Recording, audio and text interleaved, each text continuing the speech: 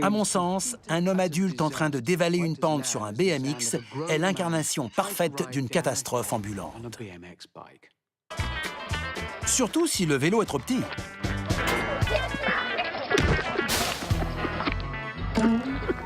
Ou s'il passe sur une rampe. Sympa le gant, mais un casque serait plus utile. Ah, je sais bien ce que vous vous dites. S'il se contentait de rouler sur la terre ferme, ça se passerait beaucoup mieux. Voici ce qu'on appelle le flat landing. Finalement, ça m'a l'air aussi dangereux que le reste. Le flat landing est une discipline qui consiste à faire des figures de BMX sur un sol plat.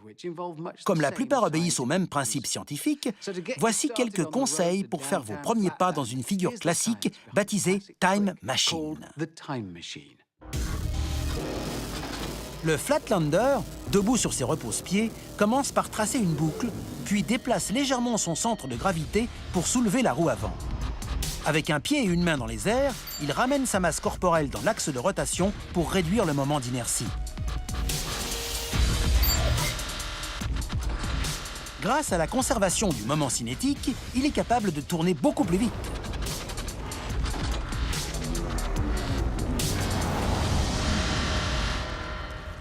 Pour cette figure, il est essentiel de garder son équilibre et de contrôler son élan. Commençons d'abord par nous intéresser au wheelie, c'est-à-dire l'utilisation d'une seule roue uniquement.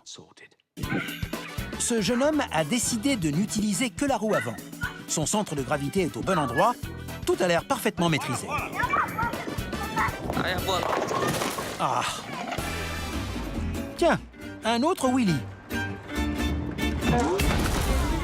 T'as senti quelque chose? Je crois que ça n'a pas pu lui échapper. Notre ami se tenait à la roue, mais celle-ci a commencé à tourner, ce qui l'a entraîné en avant, droit sur son entrejambe.